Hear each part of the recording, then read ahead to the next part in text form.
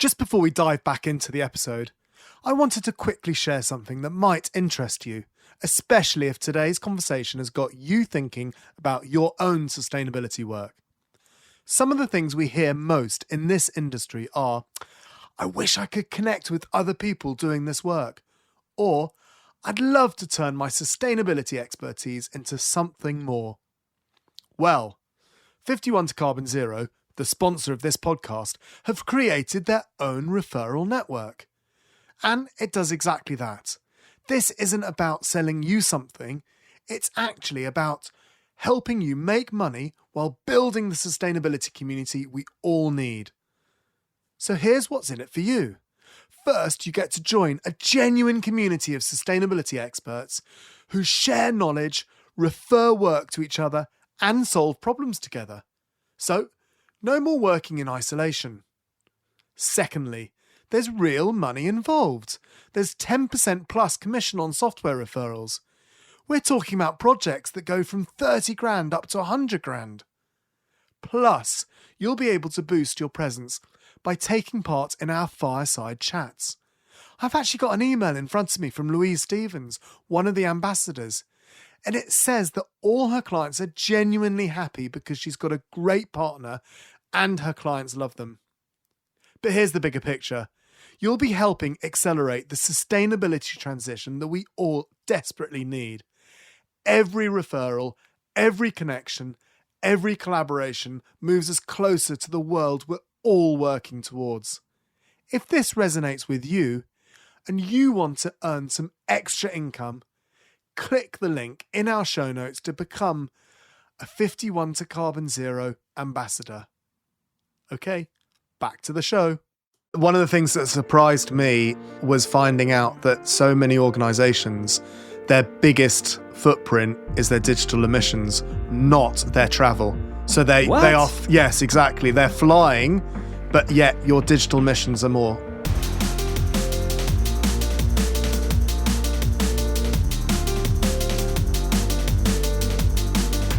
Welcome to Sustainability Solved podcast, where our mission is to help you solve sustainability problems in your organisation. If you're in business, a non-profit, or really any organisation that wants to be more sustainable while fulfilling your purpose, you're in the right place. I'm your host, Will Richardson, Chief Innovation Officer and founder of Green Element Group, incorporating Green Element, Compare Footprint, and of course, Sustainability Solved. And as ever, I'm joined by my wonderful co-host, Charlie Luxton. Charlie, how are you today? Good, really good, really good. The seasons are turning, but you know, that's part of life. It's rich tapestry, the trees are looking beautiful, and all in all, okay. Despite what could have been a very depressing sort of few weeks with the American election. But you know, trying to be positive, I think, would be the main seasonal requirement. It's quite nice to hear you being upbeat, because I'm on quite a lot of WhatsApp groups and there's an awful lot of people really are quite depressed about No, I think the next 4 years are going to be hugely problematic. I think Trump really doesn't get it, or certainly says he doesn't get it.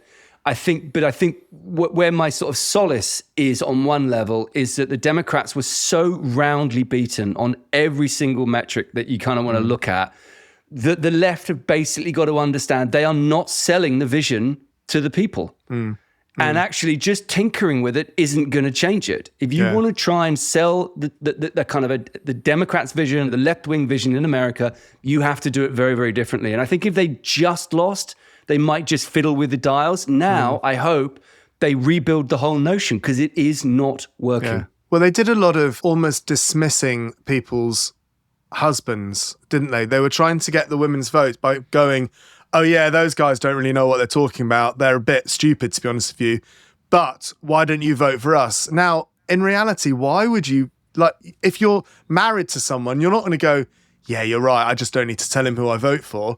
You will stick and you will be a team. I think they lost it on many levels. I think lack of ambition. To just shoe in the same person who's been, under Biden, Kamala Harris, and then when she's interviewed, what would you do differently? She said nothing. It's like, well, what kind of vision?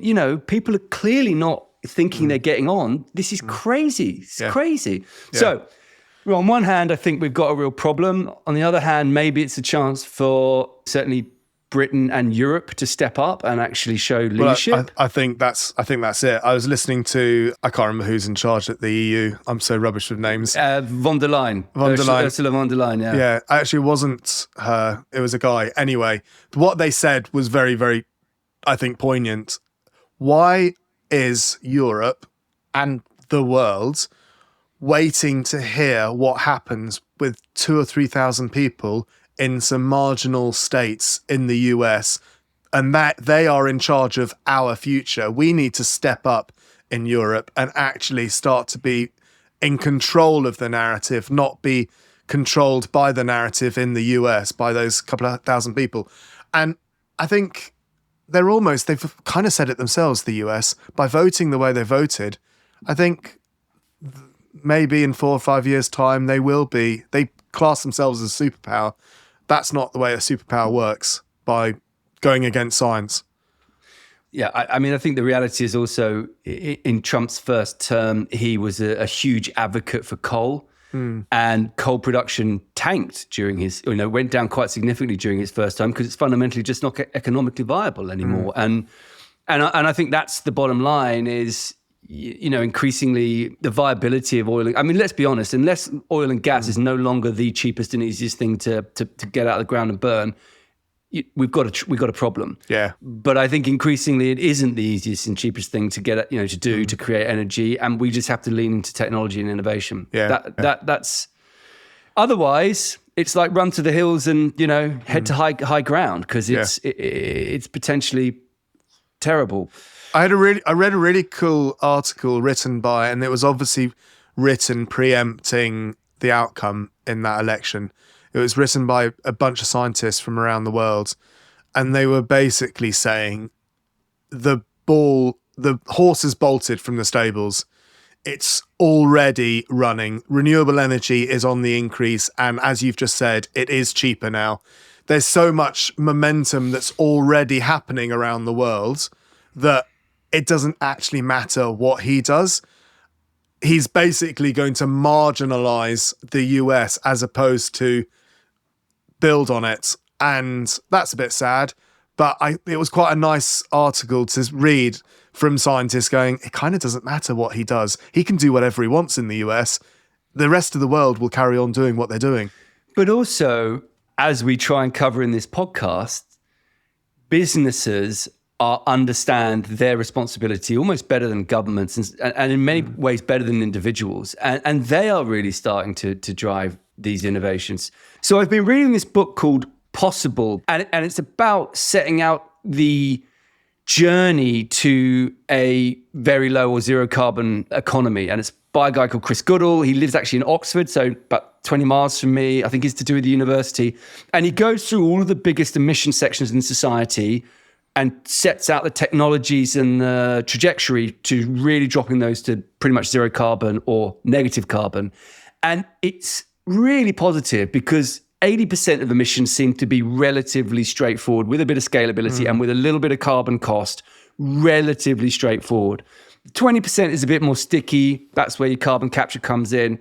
But given what has happened with Trump, given all of that, I think this is a really positive, uplifting read. And possibly the reason why I'm not so gloomy about Trump is I actually think the technology will outpace and outmuscle the madman in the White House. Yeah, I mean, although we're seeing clients that have American and large American presence offices, i.e. either they are an American company in the UK or they have a huge counterpart in the US, and they're worried.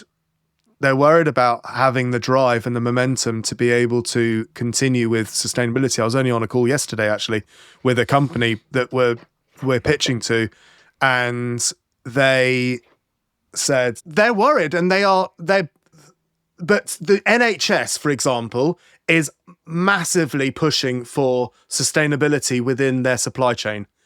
And then you've got an American company in NHS supply chain, and there is a gap, and that gap is going to increase because of the legislation and because of the drivers that are going on in the US. And so it'll be very interesting to see how that plays out for these companies, because the poor people in the middle are a bit like, what do I do?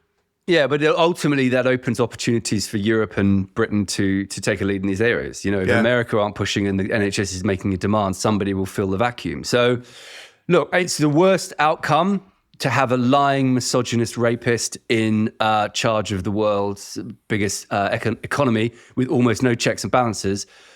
But I think you have to sort of understand that out of this can come some positives. Yeah. Otherwise, just give up and go back to bed. So in this episode, we're talking to Tom and Georgie from Wholegrain Digital. What a brilliant conversation. I mean, I can't wait for the listeners to listen to this, because you have so much to take away and do now. So in this episode, we really unpack the issues around digital emissions, right from data centers through to little actions you can make, with your own everyday behaviors. And I think it's a fascinating episode. I think it has more scale in it than any other episode we've done, from the biggest organizations in the planet to literally changing the settings in your Zoom conversation. I think also what I love about it is that it shows that sustainability doesn't have to be about compromise. It can be about creativity, and it can be about sort of virtual circles, that by reducing carbon emissions, you can actually improve the effectiveness of your digital sort of life. And that, to me, is what we are missing so much in sustainability, is positive conversations and actions you can take. So I would sit back, buckle up, and let's hear what Georgie and Tom from Wholegrain have got to say.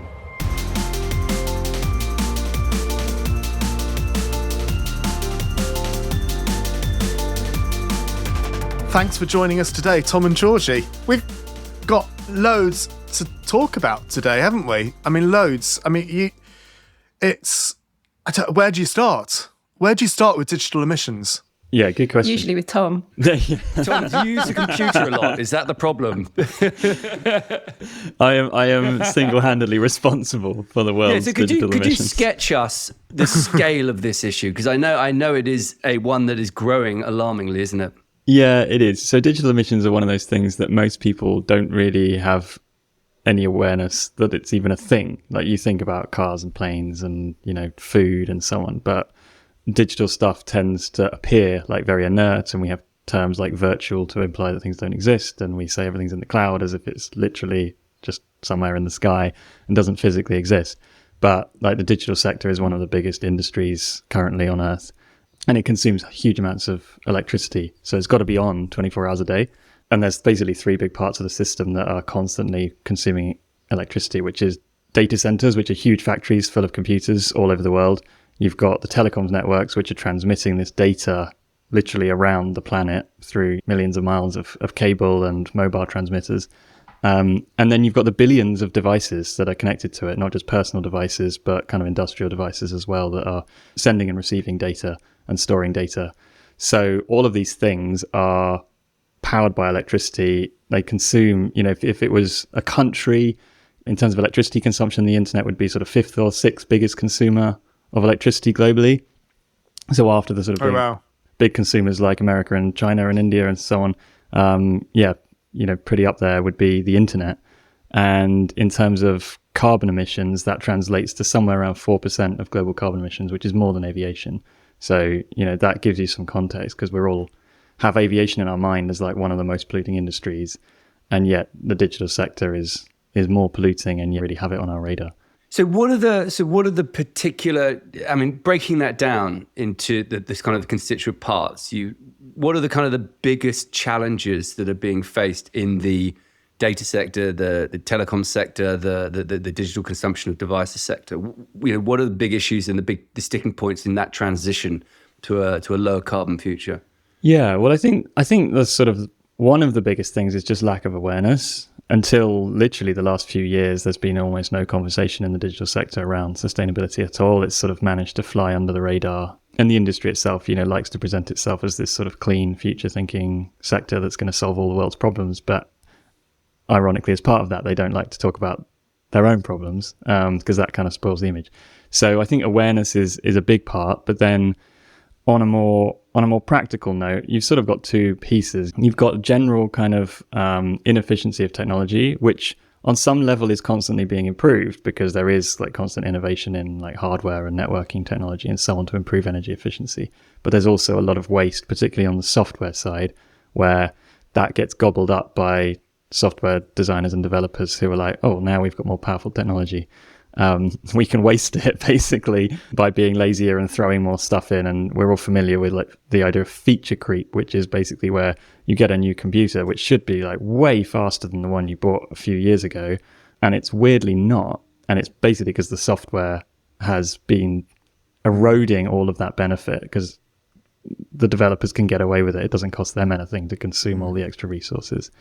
And then the other part is just the rebound effect of the better the technology gets, the more goodies that are available to us as sort of end users, the more exciting it is, and the more we use it. So, things like, streaming films at home is something that, 10 years ago wasn't really feasible, but now the advances in technology mean that we can. So we consume a lot more just because of the rebound effect of what it allows us. I'm very interested in, I think a really interesting one is the programmer sort of laziness, if you like. It's like the disconnect between the person who rents a house out, the landlord and the tenant, isn't it? It's like there's no real benefit to the landlord in the traditional setup to improve the energy efficiency because they don't pay the bills. And you see exactly the same thing, don't you? Like the size of the programs just get bigger and bigger and bigger. And what are people starting to, how are they challenging that? And the only reason I'm asking that is because there's obviously a lot of issues, there's a lot of different sectors here. And so should we just start on this one and go, well, what do we think is going to happen? And George, I'd like to get your take on this because I know your role very much is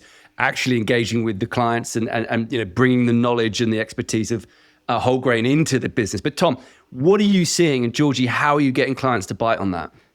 Yeah, so I think what we're seeing is that now that there's awareness that there is a sustainability conversation to be had in the digital sector, we're starting to see people who are in the kind of what you'd call the software side, whether it's web technology or other software, starting to take an interest in like what their role is. And then organizations that are either buying the technology, whether that's they're buying a website or they're just buying, Google Suite or whatever it is they happen to be buying as a software, starting to ask questions about, well, what are the emissions of this software? What are the emissions of this website?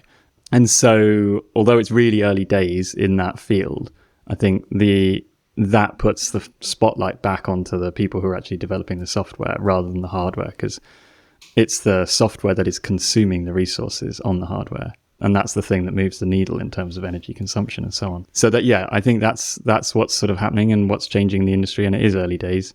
There's various sort of methodologies that are being developed for calculating energy and emissions and so on of software.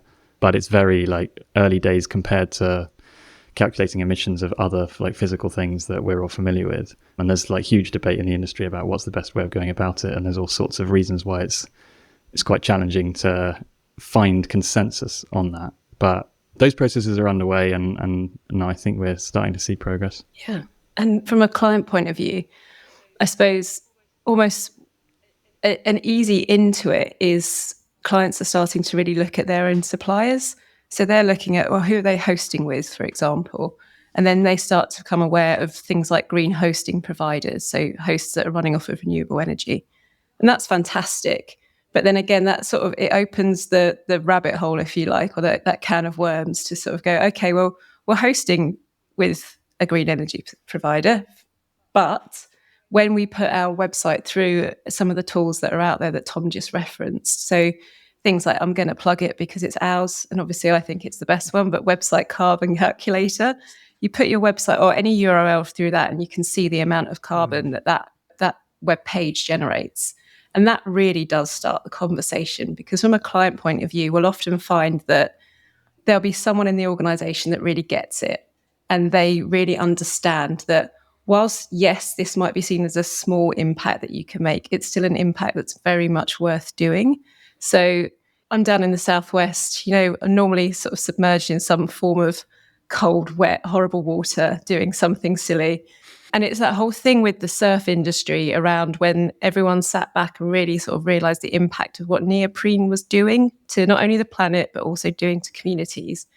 And it was this whole sort of wake up call moment of going, oh, God, that's not nice, is it? So I remember Tom Kay, who's the founder at Finisterre, just sort of sat there on a panel I was watching. He said, now we know, what do we do with that information? And I think that's the point that we're getting to with clients, is they're starting to realise and they're starting to know, and they're starting to report this back internally to go, oof, this is a bit of a gut punch. Now we know, what can we do?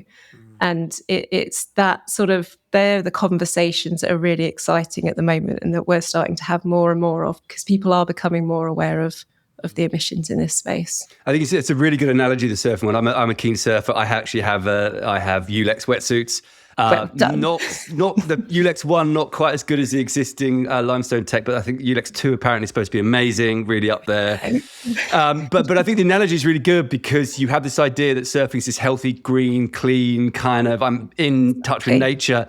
And actually, you've got this toxic bomb that you're putting over your body. And I think the same thing is very much true with the digital space. It's like, oh, look, I'm not driving to a meeting. I'm doing a virtual meeting. This is super great, sustainable. It's like, not quite that simple. It is, yeah. The journey that I went on into this space was, I came from agencies that used to work in PPC and SEO and that side of things. What does that mean? Come on, what does that mean? PPC and SEO? So paid advertising, paid search advertising, search engine optimization, back in the heyday of like the Brighton boom, sort of 70, I'm showing my age, 27, like 20 years ago, where the digital industry was really booming down there. And we all thought we were doing great stuff because we're channeling and we're pushing this digital message, and it's clean and it's easy. And it did start to sort of, as you go through, you're like, well, okay, but we're selling more of this stuff. That doesn't sit well with me. And then I started to find out about Wholegrain, and that's all like made me then also think about, well, we're channeling more people through this thing to sell more stuff. And it was one of those moments of just going, oh God, what are we doing? Luckily enough to bump into Tom and convince him to give me a job.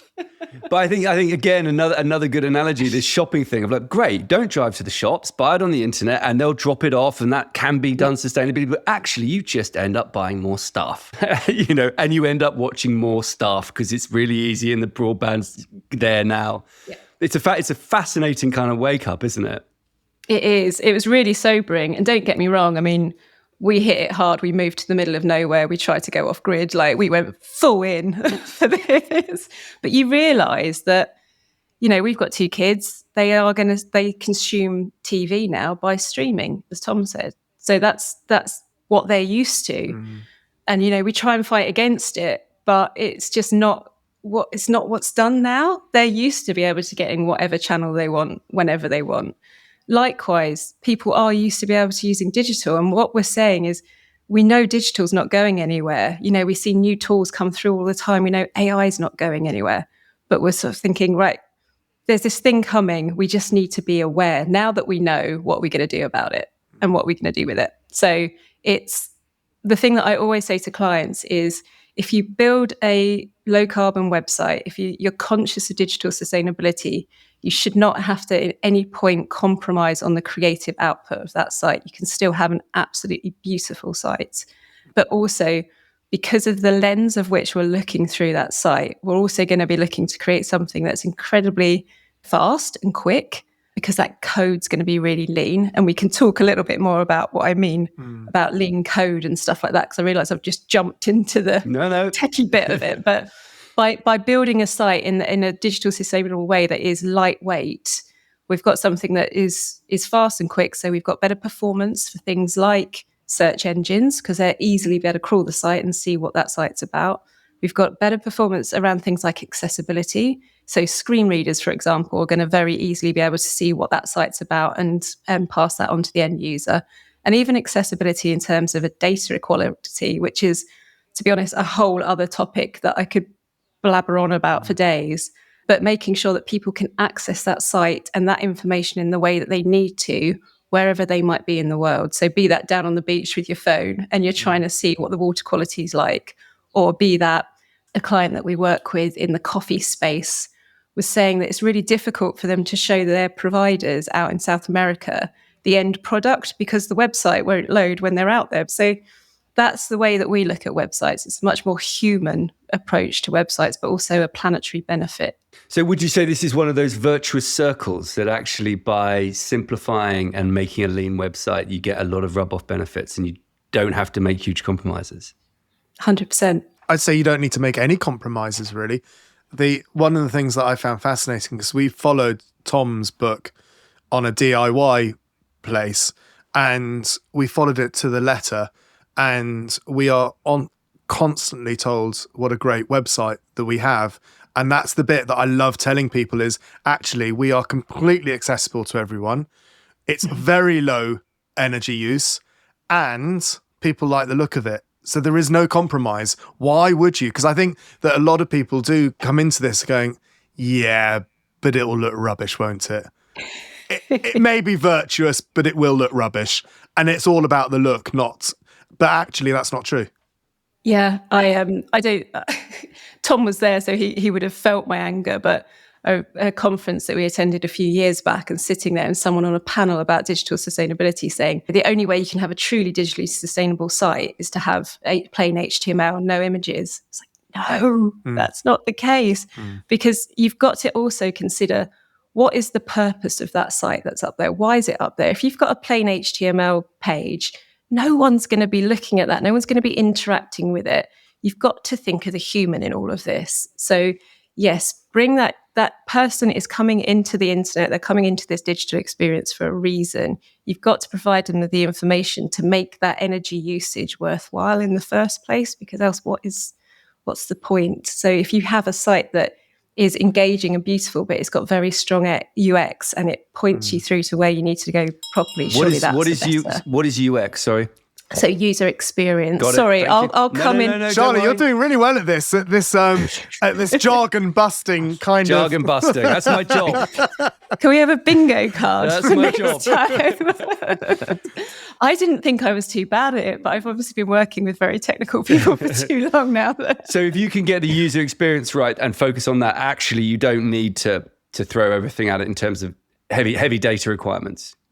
No, well, Tom, you can sort of talk more to image usage and things like that, and more of the sort of the ins and outs of how you can reduce the weight of a website. But yeah, ultimately that's it. The big thing you've got to think about is you don't want any wasted journeys, because wasted journeys on a website equals wasted energy. So every click is a carbon, is carbon.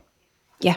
So, Tom, what are the fundamental principles then? Because I've written this website, carboncalculator.com, was it? Yeah. Websitecarbon.com. I'm going to run my company website through it. I haven't. Can you publish the results on this podcast, Charlie?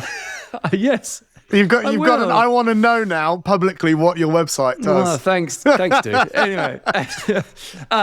So, Tom, let's say I'm a business owner and, the very wonderful creatives come to me and they say, this is the sketch of the website, this is the beta version.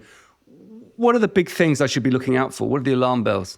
Yeah, so, I always think, like Georgie said earlier, always think about the humans first. So, what are you actually trying to achieve? Who are you serving and what's the objective? So it doesn't matter what it looks like, how pretty it is, how exciting you find it. Start with that, question of why it is there, what it's trying to do, so that you can actually assess whether it's hitting that brief at all. And then looking at things like videos are a big one. Like a lot of websites just have an autoplay video that just immediately starts playing on the homepage or even on other pages. That's a big kind of red flag. Is like, well, why is that there? Why is that happening? Is this actually serving the purpose? Then, images are another big one. Why are they there? Do they need to be that big? Do there need to be that many of them? What are they trying to communicate? And then, they're the sort of two big things on a design front that you just sort of visually see. Fonts are another one, weirdly, that you'd probably never think of. That if you've got loads of different fonts on a website, you've got to load them all. They're all files that have to be loaded. So actually just really clean, thoughtful typography is another thing to look out for. And then there's loads of stuff on the technical side around tracking scripts for things like analytics tracking, whether your developers are using code bundles, which you wouldn't know by looking, but there's questions you can ask. But if they're just piling in libraries of code because they need one feature and they can't be bothered to write it themselves, and there's some library that has 28 features and they can copy and paste the whole thing. These sorts of things have a big impact. So it's sort of questions you can ask, and using tools like, whether it's our website carbon calculator or a different tool, using tools like those to sort of hold them to account to some extent and give them a target, give them a brief, like, benchmark where you're at. If you've got an old website, benchmark it before you start, look at your competitors and benchmark them. And then, set yourself some sort of goal of improvement so that even if you don't fully understand all of the technical details because you're not the web developer or the designer, you've given that team some sort of structure around what they're trying to do. I'm dread was creeping across me when you went through that list. But I think that's good though, and I think but isn't that good though? And I think that's the reason why I'm not, when I was saying you should be open with, because actually I think we need to be talking about it, and it's not a bad thing that your website is bad. That's not a bad thing. Well, I don't know it's bad. It just sounds like it's really bad. But Charlie, what I'm getting at is, it's if you know to fix a problem, then and you don't fix the problem, that's the bad bit. Yeah. And that's what I think we should get to, is we should be open and go, actually, website's rubbish. Right now, I'm going to do something about it. It's kind of interesting because we start with a video and we've got loads of photos because we run architecture practice and you want to see the buildings. Just before we dive back into the episode, I wanted to quickly share something that might interest you, especially if today's conversation has got you thinking about your own sustainability work. Some of the things we hear most in this industry are, I wish I could connect with other people doing this work, or I'd love to turn my sustainability expertise into something more. Well, Green Element, the sponsor of this podcast, have created their own ambassador network, and it does exactly that. This isn't about selling you something, it's actually about helping you make money while building the sustainability community we all need. So, here's what's in it for you. First, you get to join a genuine community of sustainability experts who share knowledge, refer work to each other, and solve problems together, so no more working in isolation. Secondly, there's real money involved. There's a 10% commission on software referrals and 5% on consultancy work. We're talking about projects that go from £1,000 right up to $100,000. Plus, you'll be able to boost your presence by taking part in our fireside chats. I've actually got an email in front of me from Louise Stevens, one of the ambassadors, and it says that all her clients are genuinely happy because she's got a great partner and her clients love them. But here's the bigger picture. You'll be helping accelerate the sustainability transition that we desperately need. Every referral, every connection, every collaboration moves us closer to the world we're all working towards.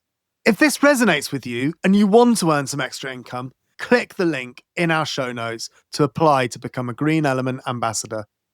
Okay, back to the show. Do you have an example, like a case study of where you've worked with a company or an organization and you've managed to sort of turn around their digital footprint, I suppose? So one of our clients is the UK Green Building Council. So it's a charity organisation with over 700 members now, and their mission is basically to unite the UK building industry through sustainability. So in terms of shared values, who their brand is, obviously it makes a lot of sense for them to look into actually how their properties are built themselves, and obviously digital was part of that. So they came to us at Wholegrain and said, right, we're looking at a new website, but we want to be considerate of how we're building it. So brilliant. We went through that initial discovery phase, understood what they wanted, and then we went back to them as an agency and said, right, we're going to pixelate every single one of your images on the website. So obviously the client's face was a little bit like your face, Charlie, at this point of like, what? Why? But what doesn't work, does it? Bear with. You do need to. The client was very brave, I've got to be honest, at that point of saying that back to them. They were like, okay, tell me more. It wasn't sort of shut off. But basically, as Tom mentioned, there's lots of fun stuff that you can do with imagery to bring down the file size, if you like, of each individual image. And obviously file size, each time you load that page, is at additional weight. So that's going to be additional energy required to load the page. So we said to them, well, what if we put this application over all of your images to really bring down that file size and make them feel super, super light? And basically, if you do visit their website, so I believe it's ukgbc.org, the pixelation on the images is more done in sort of block stages. So actually, it's a really creative application over the top of that image, which now has become such a strong part of their brand. They've actually lifted it to offline elements as well. So it actually becomes part of their signage and things like that. And what it gives the clever use of creativity there actually gives the whole site much more of an identity rather than just using stock imagery throughout of UK building industry, which, don't get me wrong, is I'm surrounded by engineers in my family, so I'm very used to it. But stock imagery, after a while, sites can tend to look the same. So not only did that solution provide them with a much lower carbon solution, but also it gave them that true creative identity, which is really beautiful. So that's one small part of it. Obviously, the rest of the site, we really looked at how we were building the site out. So as Tom mentioned, what font libraries we're using, which fonts we're using, colorways, bits like that. So applications throughout the site. And what it meant is when we launched the site around this time last year, we actually reduced the carbon emissions from the site by 94%. Whoa. That's a lot. Wow. It's a good one. It is a good one. So that was at point of launch. And it is worth noting that obviously a website, as you guys know, you can't just sort of launch a website and go, that's it. It's always going to be that level, because these websites are managed and used day in, day out. So new campaigns might be launched. I know the guys are currently launching something around COP with a resilience roadmap. You know, there's more sort of research and data that's put in, so that websites are a constantly evolving thing. So we do work with them on an ongoing basis, whereby we're constantly reviewing the outputs of their website. So we're making sure that they do keep at that lower carbon level, that the performance is still there, that from an accessibility point, they're still there. So at the moment, we're doing a bit of work around performance because there's been some creep in some areas.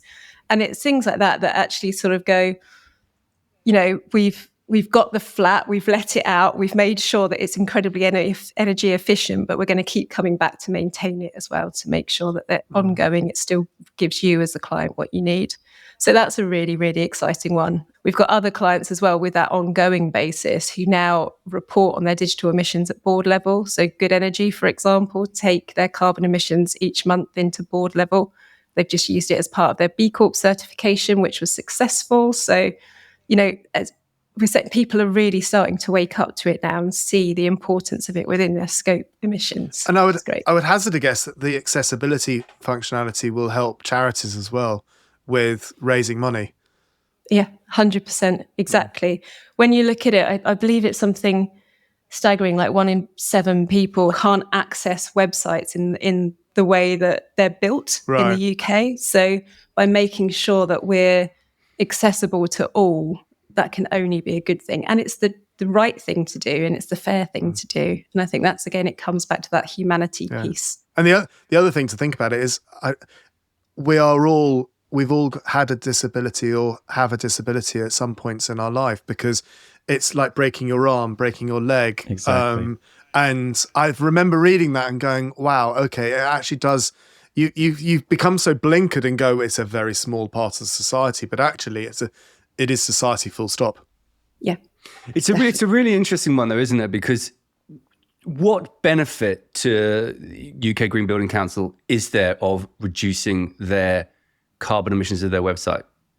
Because they don't pay for the power that runs. I mean, there's a bit of hosting set. I mean, what's this? I understand that there's a much bigger communication piece in playing your part in transition, 100%. And there's a lot of messaging around that, and it's the right thing to do.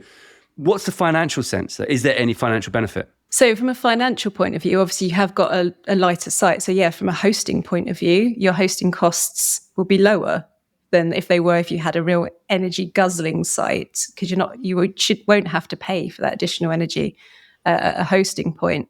You've also got, one of the things that I absolutely love about how we build sites is, you know, we're probably like the worst salesmen out there, because we build everything very open source so that things can be really future focused as well. We focus on WordPress for our websites. And by doing that, it allows for constant evolution. It's not so, Charlie, when you're talking about your website and going, oh God, we've got an image that like loads of images, and we've got a video that loads. I think the important thing about digital sustainability isn't that you have to go, right, that site's rubbish, we're just going to get rid of that. No, you can, like, we don't want to encourage loads more sites coming onto the website in the wrong way. It's almost that like the recycling element. It's like, you've got this now, but what can you do with those low-hanging fruit to actually make the site that you've currently got perform better in a more digitally sustainable way? And then sort of at the point when you are ready to potentially build a new website or look into that, then how can you consider it at that stage? So that's the thing. It isn't the sort of pointing the finger and go, you must do this now. No, there's loads you can do to sites that might not be originally built in this way, but you can sort of rework around. Yeah, and just to jump in there, I mean, I mentioned earlier about, developers just throwing in libraries of code and things like this, and that that can seem like quick and easy in the short term, but then, like, because websites do last, hopefully, for many years, they have to be maintained. And actually, the more gumph you've got in there that nobody really knows what it does and it's interfering with other things, the harder that maintenance becomes. So there is a longer term play in terms of the sort of financial benefit of actually having something that's really lean and well organized, and everybody knows, like, this is what it does and this is how it does it, to be able to maintain that long term and actually keep it running efficiently and operating well.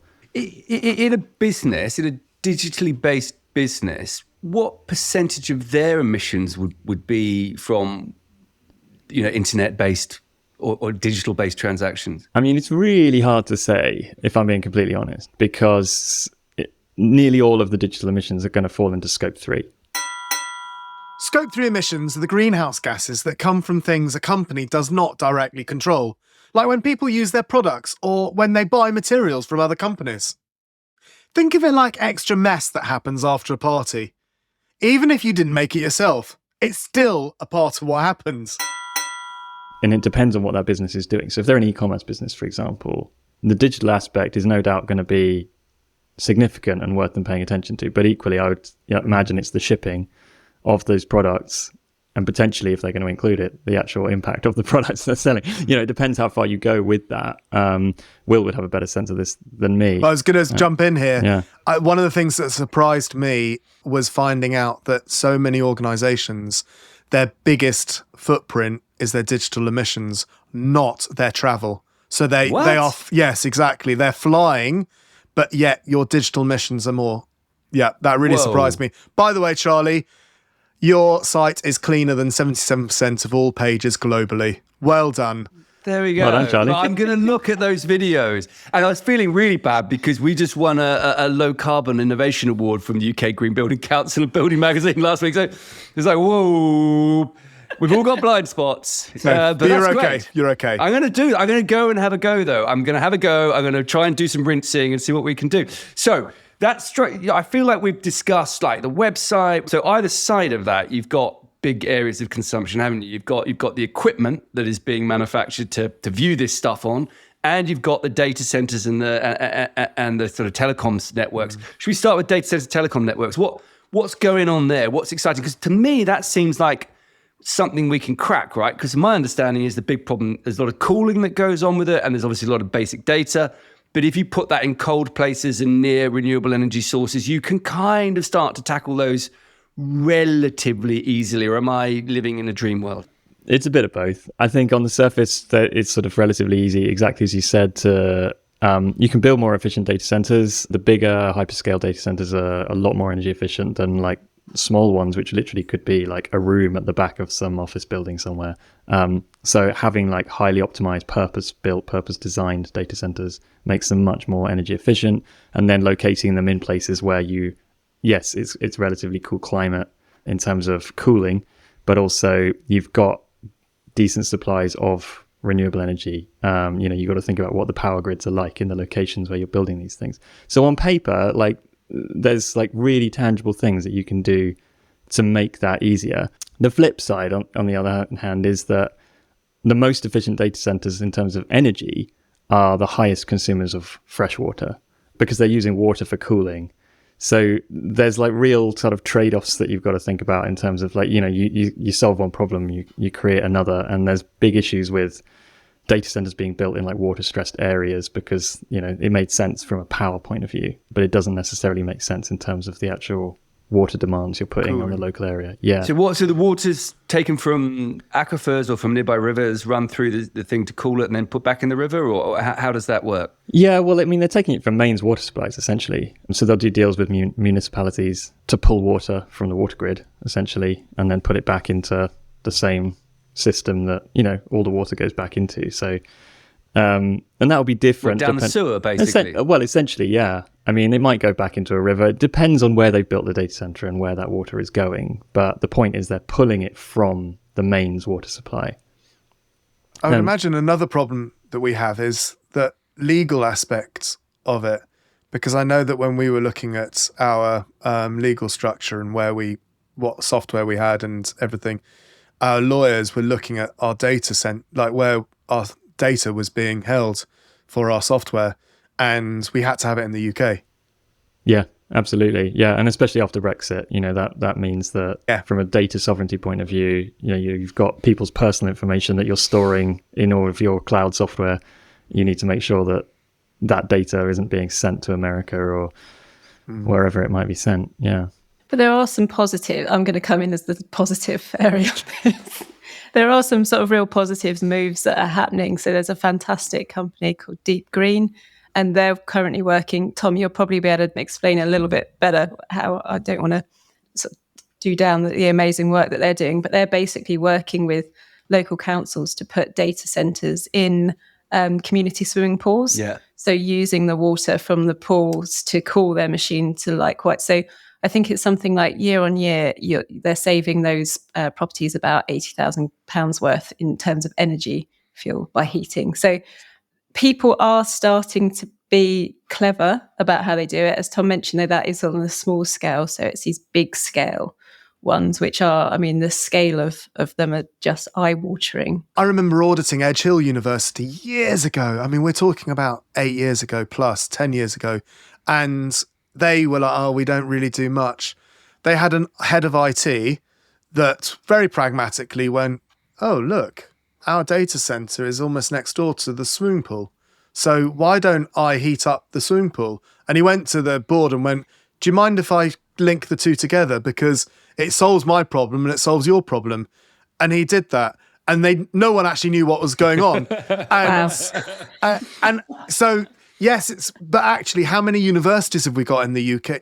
And how many swimming pools do we have? So it actually that joined up thinking is brilliant. I'm so glad to hear a company is actually going through that. Yeah. And sort of we were chatting with Matt over there, and he was saying, swimming pools are one thing, that's great, but also think about laundries for hospitals, things like that. How could we help there? Think about putting that energy into growing salad crops and things like that in the UK. So there's so much exciting stuff, which is I think the thing with digital sustainability is it can feel quite heavy at times. And you do think, oh God, but there are some fantastic people who are driving through with really exciting things, which will hopefully just become the norm as we move forward. And how much of a difference does it make if you seek out a hosting or a provider that has got green energy?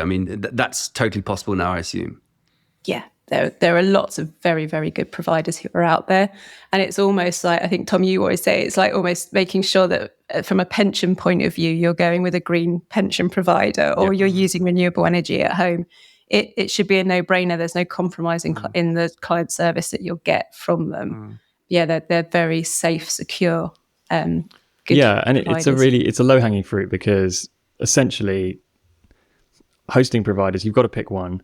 And it's relatively easy to move a website or an app from one hosting provider to another. And some of them have pretty strong sustainability commitments, and some of them have none at all. And it doesn't mean that the ones with a strong sustainability commitment are perfect, but they're trying and they're being, hopefully being reasonably transparent about it. So that is a low-hanging fruit in terms of just saying, well, we're going to go with the people who seem credible, like they're trying to do the best they can, rather than the people who aren't even talking about it.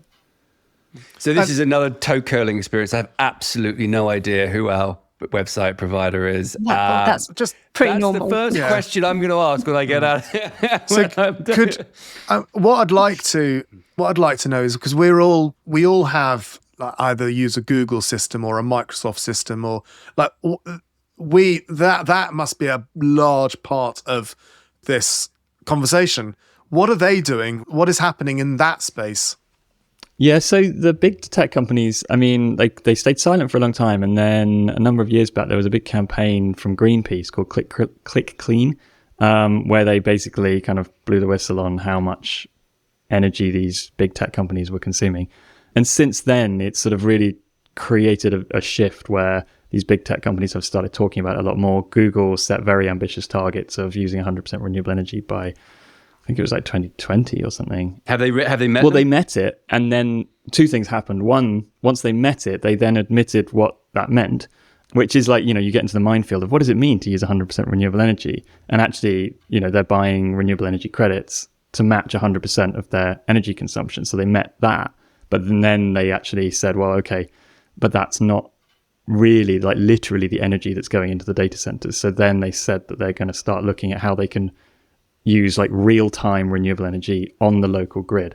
And they haven't achieved that, but they're doing interesting experiments in terms of trying to like optimize the data center power consumption in terms of its like processing cycles and the cooling cycles and things, using predictions of like what renewable energy is going to be available on the local grid based on like weather patterns for wind and so on.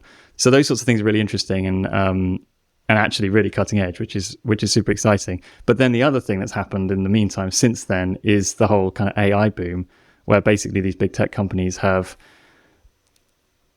essentially just thrown out their sustainability commitments in order to try and win the AI race and throw everything at it in terms of processing power. And there's generally a belief that like it's a winner takes all game. Whoever achieves like the best AI will essentially capture the whole market. And in order to have the best AI, you need the most computing power. So whoever can build the most computing power and scale it as quickly as possible is going to win. So they're now building data centers at an insane pace, and openly admitting that like this is throwing their sustainability targets out of the window. Most of the big tech companies are talking about building their own like mini nuclear power stations in order to provide the power, because the like grids globally just don't have enough power to scale at the rate they're scaling these data centers now. So I think it was going pretty well. I'd say it was going pretty well until the whole AI race. But also that's interesting. I mean, the AI thing is extraordinary, isn't it? Yeah. I mean, that's a huge explosion of demand of energy, isn't it? I think that there's quite an interesting thing with these new technologies that all come through is actually the thing that I worry for future generations is when everyone sort of wakes up and understands this impact is the amount of guilt that's going to be felt by these people who honestly didn't have a clue that just by consuming things in this way, which is almost forced upon them and pushed upon them. Like, I mean, I hate to say, had to go on Amazon the other day because I live in the middle of nowhere and sometimes you've got to do it. But now there's an AI widget on there that sort of tells me what other customers think of this thing. I was like, well, I could just scroll down to that. Like, where do I choose whether I want that or not? And I think there's a real sort of, the consumer's been missed in all of this to sort of go, does the consumer want that additional, as we were saying, like the functionality scope creep? Do we need this? Do we want this? Is this actually beneficial to us? Or is this just egos racing for the win? Because it's everywhere now, isn't it? The AI button pops up and tells you things and you're like, wait a second. My husband's just bought a toothbrush with AI. What's that about? So we've done like what you can do in your website, what we're doing behind the scenes. So then I think the big one to cover on is the kit, like the tech. Like we're all sat here surrounded by bits of kit, microphones and headphones and computers and monitors and network switches. And that's a big thing, right? It's a big element of spend in a company. We're constantly buying new kit in our architecture practice and churning. So what should people think about when they're buying kit, basically?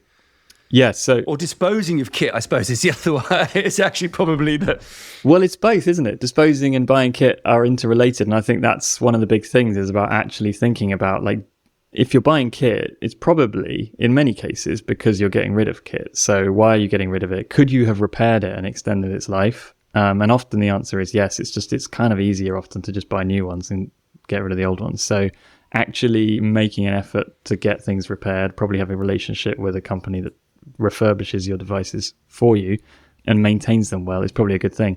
But then actively buying refurbished gear as well. I mean, companies like Backmarket, for example, which is now become pretty mainstream. They sell you devices that are as good as new, but they're not new. So I think, a bit like we're seeing with the whole kind of vintage clothing market is becoming popular, I think the same thing is starting to happen and hopefully will continue to happen more with electronic devices, both for personal use and for commercial use. But then I also think like just looking at, things like energy ratings, if it is, like computers and things for what you're buying, but also looking at the repairability. Like, are things designed to be repaired or are they designed so that you can't? And, it's not always easy to figure out, but some companies make more of a point of it than others. And what about disposal? Because we have drawers of shame that we just the don't drawers really of know shame. what to do with this stuff. Do you know what I mean? What do I do with it? Yeah, well, I mean, there's a few things you can do. If you think they're actually half decent, just take them to your local IT shop and they'll repair them. And often they'll take them off your hands and they'll resell them for you. There are lots of charities as well who will take off your hands, like all of your old devices, and they refurbish them and then they give them to like schools and people who maybe can't afford to buy a laptop or a phone or so on, and they refurbish them, wipe them for security and so on. So there's people who will take like decent devices off your hands, and then if you really do, if they really do fail, then you have to talk to like an electronic waste disposal service. I think I'm just going to try and wrap things up, and I think what would be great from both of you is what are the key takeaways that our listeners can do on the back of this episode? What are the first steps that organizations can do to reduce digital emissions? So for me, it's about coming away from this feeling really empowered to know that you can easily make a difference, sort of starting straight out. So we've produced a toolkit called the Digital Declutter Toolkit in collaboration with a lot of other fantastic parties in the industry. And going through there will just give you some real key pointers as to what changes you can make day in, day out, be it putting a blur on the back of your Teams call or your Google Meet or things like that, because that again reduces the energy in terms of it's little really fun things. But why are you telling me now? I've just sat here with all of this. It's other things like using dark mode. Like there are real things that you as an individual can be really empowered to do, as well as taking that to organizational level and talking to the organization about what changes they can make. So that's my big takeaway for everyone. And you've worked with Business Declares on some of this stuff as well, haven't you? Yes. Another organization I help out at. Yeah, Business Declares have been great in kind of championing that. They were the ones who approached us and said, hey, can we work together and put together this toolkit so that businesses have a starting point? It's not an end point, because there's like, you can go down rabbit holes in any direction with the kind of digital stuff, but just give you somewhere to start so that you can find what's relevant to you. And we're currently working with a fantastic organisation, so a youth-led organisation called Earth Minutes as well, just to refresh that and to help empower young people really feel like they can make decisions around their digital usage with like the full picture in mind as well. Brilliant. So that's been really exciting. Great. Well, thank you both for coming on today. It's been an absolute pleasure listening to your extensive knowledge on digital emissions. I don't think I've sat through a podcast and had a bigger to-do list.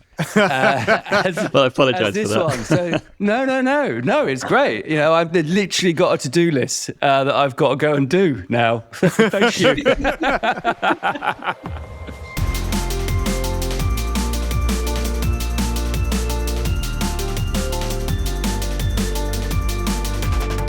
That was interesting, wasn't it?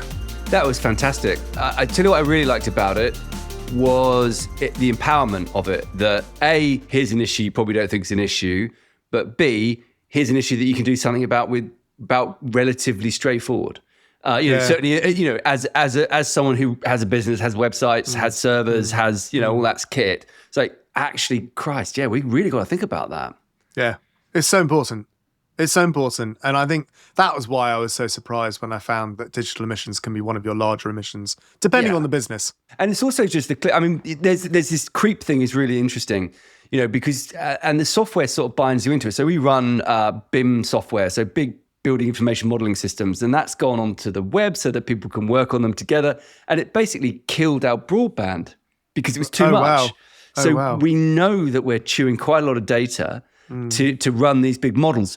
The upside of it is that the models are so much more accurate and efficient that we do them quicker and there's less mistakes, and mistakes on building sites are very expensive from a carbon perspective. So, it's not clean cut. It's a really complex area, but I think the fact that the daylight is starting to be sort of shined on it, hopefully will get people working towards the solutions, which do seem achievable. Yeah. They're good. Well, I mean, Wholegrain are brilliant. They're a great company and they've done a lot of good stuff in this space. And Tom's got a Substack blog that he writes that he didn't talk about, but it's really, really good. And he's just very, very articulate, intelligent, and also a brilliant person. So we'll put that in the show notes, the Substack blog. Yeah. I was saying that like I know what that means. What is a Substack? I know what a blog is. What is Substack? So it's a new thing that people are starting to use. I don't really know. Do you remember the old blogger websites? Yeah. And I think there was a blogger, I think literally blogger.com was a blogger website. It's something similar to that. And then you also had, they seem to be popping up and they're on trend for a bit. And then, but it's the content. Got it. It's the content that you want to go for rather than the actual, Brilliant. I love the fact we're just being totally honest about how completely untech savvy we are. And I imagine it's refreshing because I imagine most people are wandering around going, I don't really understand what half this stuff means anymore. Right. That's it for this episode. We've got a number of call to actions.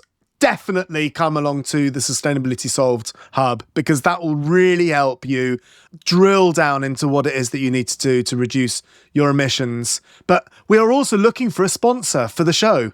And if you know anyone or are an organisation that are wanting to reach thousands and thousands of people on a monthly basis, then do get in contact with us because we really want to help this show get better and better. And leave a comment, rate the show, share this show with your network. This is really, really important. This is how we've grown so organically. And people do listen, and people listen in droves. Join the party.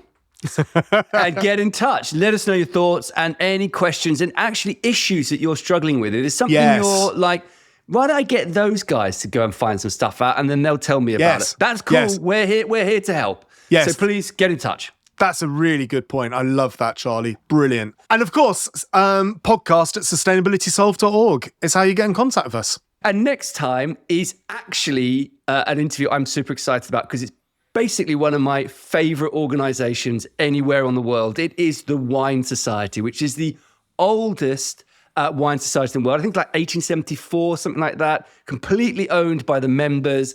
And they sell amazing wine and they support a lot of sustainability initiatives. So I'm like super buzzing for next month's episode. Yeah, so am I. Are you a member? Yep. So am I. Yeah. How cool is that? Love it.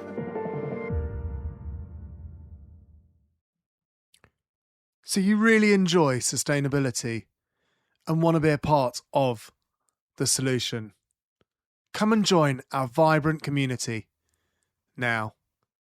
Book a call and we can talk more.